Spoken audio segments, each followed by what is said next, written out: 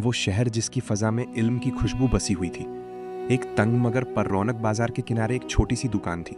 न वो दुकान बहुत बड़ी थी, न उसके बाहर कोई चमकती हुई तख्ती लगी थी, मगर उसके अंदर एक ऐसा मंजर था जिसे देखकर बड़े बड़े लोगों के दिल दहल जाते थे। वो दुकान एक नौजवान की थी जिसका चेहरा गैर मामूली तौर पर खूबसूरत था, आंखों में अजीब सी चमक और अंदाज में खामोशी।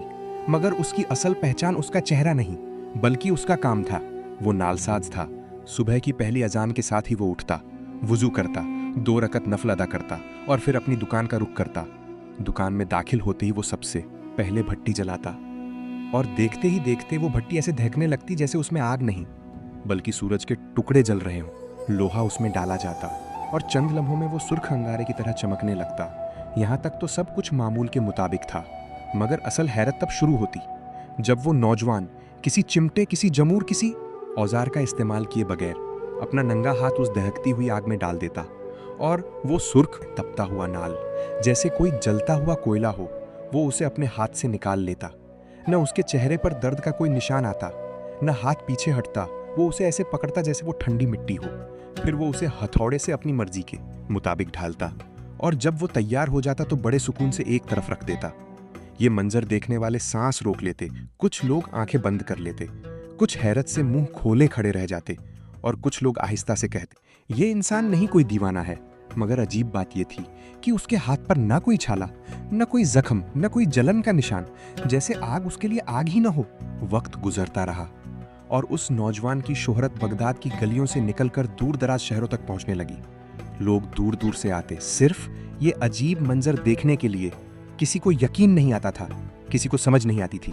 मगर एक दिन मोसुल शहर से एक शख्स बगदाद आया। वो कोई आम शख्स नहीं था बल्कि अकल फहम का दावेदार और हर चीज की हकीकत तक पहुंचने वाला इंसान। जब उसने बाजार में लोगों का हुजूम देखा और शोर सुना तो वो भी तजस्सुस में आगे बढ़ा।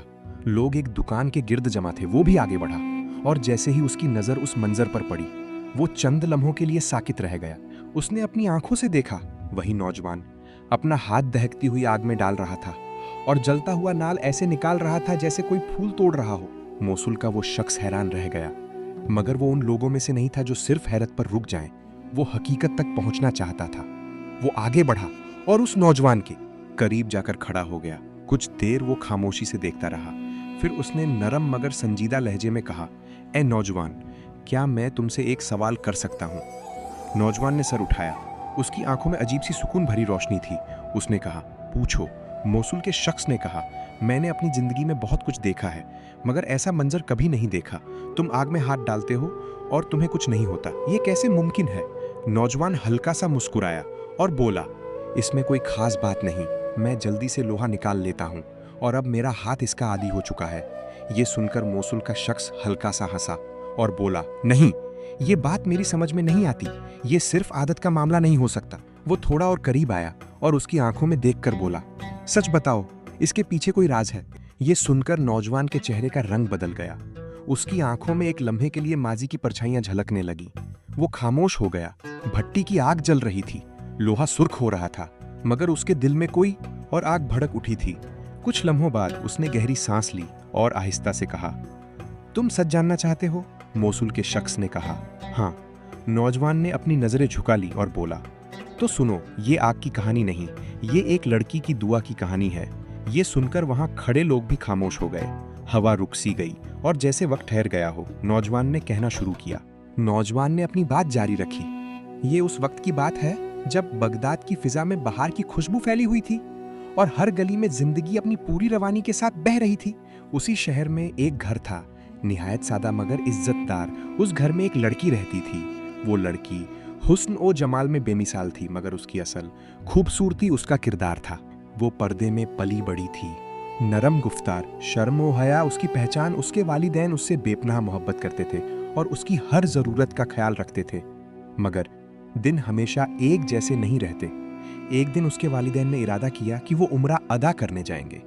वो खुश थी, मगर दिल में एक हल्की सी बेचैनी भी थी। चंद दिन गुजरे, फिर एक खबर आई, ऐसी खबर जिसने उसकी दुनिया उजाड़ दी। रास्ते में एक हादसा हुआ और उसके वालिदैन इस दुनिया से रुखसत हो गए। वो खबर सुनते ही उसके हाथ से सब कुछ छूट गया।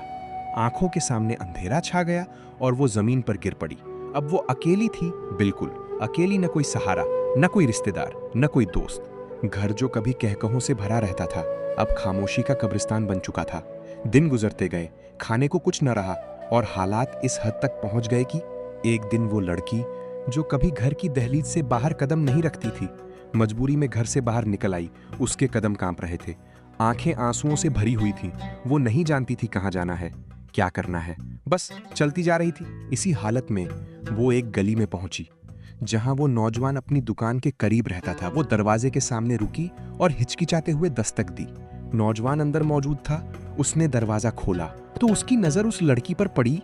एक लम्हे के लिए वो भी हैरान रह गया, मगर फौरन खुद को संभाला। लड़की ने आहिस्ता से कहा, क्या मुझे थोड़ा सा ठंडा पानी मिल सकता है? नौजवान ने फौरन कहा, जी जरूर। वो अंदर गया और मिट्टी के बर्तन में ठंडा पानी ले आया। लड़की ने पानी लिया और ऐसे पिया जैसे कई दिनों की प्यास हो। पानी पीने के बाद उसने आहिस्ता से कहा, खुदा तुम्हारा भला करे। नौजवान ने उसके चेहरे को गौर से देखा। उसकी हालत, उसकी आंखों की नमी, उसकी थकान, सब कुछ एक कहानी सुना रहे थे। उसने पूछा, क्या तुमने कुछ खाया है? लड़की ने नजरें झुका ली और आहिस्ता से कहा, नहीं। ये सुनकर नौजवान के दिल में नरमी आ गई। उसने मजीद पूछा, तुम इस हालत में अकेली क्यों हो? ये सुनते ही लड़की की आंखों से आंसू बहने लगे और उसने सारी दास्तान सुना दी। वालिदैन की वफात, तन्हाई, भूख और बेबसी। नौजवान खामोशी से सुनता रहा। उसके दिल में हमदर्दी पैदा हुई और उसने कहा, तुम परेशान न हो, आज शाम को यहाँ आ जाना, मैं तुम्हारे लिए खाने का इंतजाम करता हूँ। लड़की ने सर हिला दिया और चली गई। नौजवान कहने लगा, उसके जाने के बाद मैं सारा दिन उसी के बारे में सोचता रहा। शाम होने लगी और उसने उस लड़की के लिए खास खाने का इंतजाम किया। कबाब, रोटी और कई मज़ेदार चीज़ें। घर में खुशबू फैल गई, मगर उसे नहीं मालूम था कि ये रात उसकी ज़िंदगी का रुख बदल देगी। शाम ढली और वो लड़की वापस आई। वो दरवाजे पर खड़ी थी। नौजवान ने उसे अंदर बुलाया और खाना उसके सामने रख दिया। लड़की ने खामोशी से बैठकर खाने की तरफ हाथ बढ़ाया। उसी लम्हे नौजवान के दिल में एक अजीब सा ख्याल आया, एक वसवसा, एक आजमाइश। वो लम्हा जब इंसान का नफ्स उस पर गालिब आने लगता है। नौजवान कहने लगा, वो मौका ऐसा था जो शायद जिंदगी में दोबारा न मिलता। वो उठा और आहिस्ता से जाकर दरवाजे की चिटखनी चढ़ा दी। खट दरवाजा बंद हो गया, जैसे तकदीर ने एक फैसला कर लिया हो। लड़की ने ये आवाज सुनी और फौरन पलट कर देखा। उसकी आंखों में खौफ आ गया और उसने लर्जती हुई आवाज में कहा, ये तुमने क्या किया? नौजवान की आंखों में अब एक और ही कैफियत थी। वो बोला, ये मौका मैं नहीं छोड़ सकता। ये सुनकर लड़की के चेहरे का रंग उड़ गया, मगर वो चीखी नहीं, वो भागी नहीं, बल्कि उसने आहिस्ता से कहा, मैं पहले ही बहुत टूट चुकी हूँ, मैं करीब उल मर्ग हूँ, मुझे खुदा के लिए छोड़ दो। मगर नौजवान उस वक्त अपने नफ्स के हाथों मजबूर था। उसने कहा, ऐसा मौका मुझे दोबारा नहीं मिलेगा। ये सुनकर लड़की ने अपने आंसू पोंछे और आहिस्ता से कहा, मैं तुम्हें खुदा और उसके रसूल का वास्ता देती हूँ। ये अल्फाज हवा में गूंज उठे और एक लम्हे के लिए सब कुछ खामोश हो गया। नौजवान की आवाज भारी हो गई। वो कुछ लम्हों के लिए खामोश रहा, फिर उसने गहरी सांस ली और अपनी बात जारी रखी। जब उस लड़की ने मुझे खुदा और उसके रसूल का वास्ता दिया तो ऐसा लगा जैसे किसी ने मेरे दिल पर दस्तक दी हो। वो लम्हा एक आम लम्हा नहीं था, वो एक जंग थी, नफ्स और ईमान के दरमियान। एक तरफ ख्वाहिश और दूसरी तरफ खौफ खुदा। लड़की ने आहिस्ता से अपनी बात जारी रखी, मेरे पास कुछ नहीं बचा, न माँ, न बाप, न घर, न सहारा। उसकी आवाज कांप रही थी, मगर अल्फाज सीधे दिल में उतर रहे थे। मेरे पास सिर्फ एक चीज है, मेरी इज्जत। ये कहते हुए उसकी आंखों से आंसू बहने लगे। अगर वो भी छिन गई तो मैं जिंदा होकर भी मुर्दा हो जाऊंगी।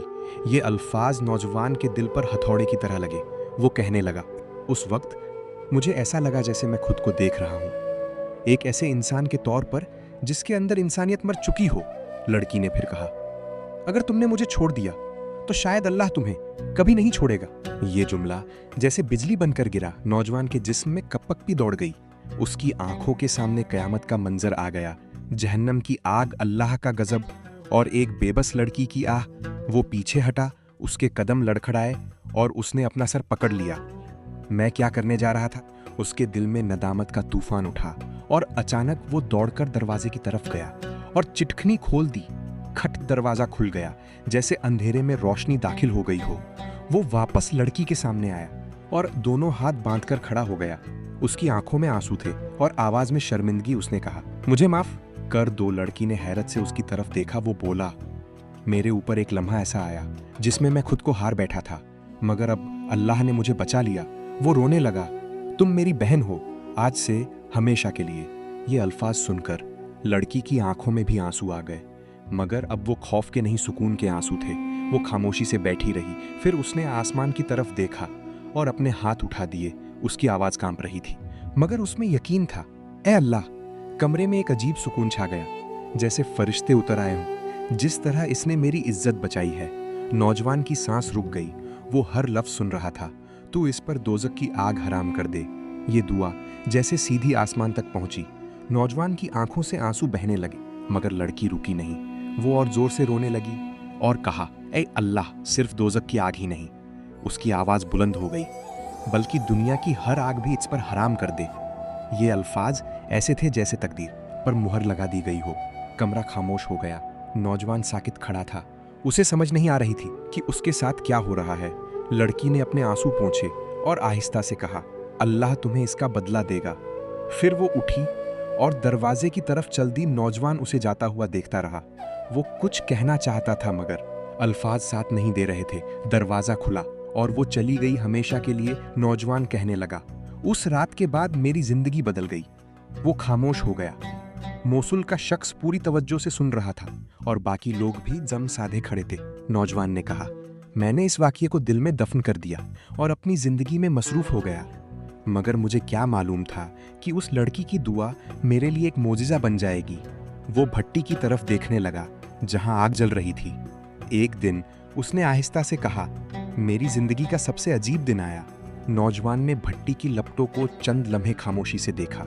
शोले सुर्ख थे, अंगारे दहक रहे थे और लोहा उस आग में ऐसा चमक रहा था जैसे गुरूब होते सूरज का टुकड़ा हो।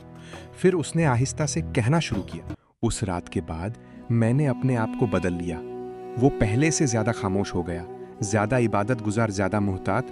उसके दिल में हर वक्त उस लड़की की आवाज गूंजती रहती, ए अल्लाह! इस पर हर आग हराम कर दे। वो कहने लगा, मैंने उसे फिर कभी नहीं देखा, न उसका नाम जान सका, ये कि वो कहाँ गई, मगर उसकी दुआ मेरे साथ रह गई। दिन गुजरते गए, महीने बीत गए और फिर एक सुबह वो उसी मामूल के मुताबिक अपनी दुकान पर आया। भट्टी जलाई, धौंकनी चलाई और लोहे का एक नाल आग में डाल दिया। आग की लपटें बुलंद हुईं। बाजार में सुबह की चहल पहल शुरू हो चुकी थी। घोड़ों की टापों की आवाजें, लोगों की बातें, दुकानदारों की सदाएं, सब कुछ वैसा ही था। मगर उस दिन एक अजीब बात हुई। नौजवान ने कहा, मेरा जंबूर, वो लोहा पकड़ने वाला औजार, मुझे अपने पास नजर न आया। उसने इधर उधर देखा, मगर वो कहीं न था। लोहा भट्टी में सुर्ख हो चुका था। अगर देर होती तो नाल खराब हो जाता। उसने बेइख्तियार हाथ आगे बढ़ाया। पहले तो उसका इरादा सिर्फ जंबूर ढूंढने का था, मगर अचानक उसका हाथ सीधा दहकते हुए कोयलों में चला गया। वो लम्हा आम इंसान के लिए चीख का लम्हा होता, मगर वो रुक गया। उसके चेहरे पर न दर्द आया, न खौफ, बल्कि वो हैरान हो गया, क्योंकि उसे कुछ महसूस ही न हुआ। न जलन, न दर्द, न छाला। उसने फौरन हाथ बाहर निकाला और अपने हाथ को देखा। हाथ बिल्कुल सलामत था, जैसे आग ने उसे छुआ ही न हो। वो चंद लम्हों तक साकित खड़ा रहा। फिर उसके जहन में बिजली सी कौंधी। वो दुआ, वो रात, वो लड़की। उसकी आंखों से आंसू बहने लगे। वो आसमान की तरफ देखकर बोला, या अल्लाह! ये उसी बेबस लड़की की दुआ का असर है। उस दिन के बाद उसने पहली बार जानबूझकर दहकते हुए नाल को अपने हाथ से पकड़ा और फिर भी कुछ न हुआ। उसने उसे बाहर निकाला, हथौड़े से शक्ल दी और उसका हाथ महफूज रहा। फिर एक बार, फिर दूसरी बार, फिर तीसरी बार। हर मर्तबा आग बेअसर रही। अब उसे यकीन हो चुका था कि ये कोई आदत नहीं, कोई जिस्मानी ताकत नहीं, ये एक दुआ का असर है, एक मजलूम दिल से निकली हुई दुआ जो अर्श तक पहुंची और कबूल हो गई। नौजवान ने मोसुल के शख्स की तरफ देखा और कहा, तब से लेकर आज तक मैं इस आग को आग नहीं समझता। उसने अपना हाथ भट्टी के करीब किया। शोले उसके हाथ को छू रहे थे, मगर वो बेखौफ था। मैं जो चाहूं उसमें से निकाल लेता हूं। मोसुल का शख्स हैरत से उसे देखता रहा। उसकी आंखों में अब शक नहीं था, सिर्फ तज्जुब और इबरत। उसने आहिस्ता से कहा, तो ये सब एक दुआ का असर है? नौजवान ने सर झुकाकर कहा, हाँ, एक पाक दिल की दुआ। बाजार में खड़े लोग भी खामोश थे। हर चेहरा सोच में था, हर दिल में एक सबक। नौजवान ने फिर कहा, उस दिन मुझे मालूम हुआ कि इंसान अगर एक लम्हे के लिए भी अल्लाह से डर जाए और किसी मजलूम की इज्जत बचा ले तो अल्लाह उसे दुनिया व आखिरत में ऐसा बदला देता है जिसका वो गुमान भी नहीं कर सकता। मोसुल का शख्स कुछ देर खामोश रहा, फिर उसने नौजवान के कंधे पर हाथ रखा। ए जवान, तुम्हारी कहानी बगदाद के बाजारों से निकलकर नस्लों तक सुनाई जाएगी। और वाकई ये किस्सा बगदाद की गलियों से निकलकर लोगों के दिलों में बस गया। लोग अपने बच्चों को ये किस्सा सुनाते और कहते, किसी बेबस की आह से बचो और किसी मजलूम की दुआ को कभी मामूली न समझो, क्योंकि कभी कभी एक सच्ची दुआ आग को भी बेअसर कर देती है।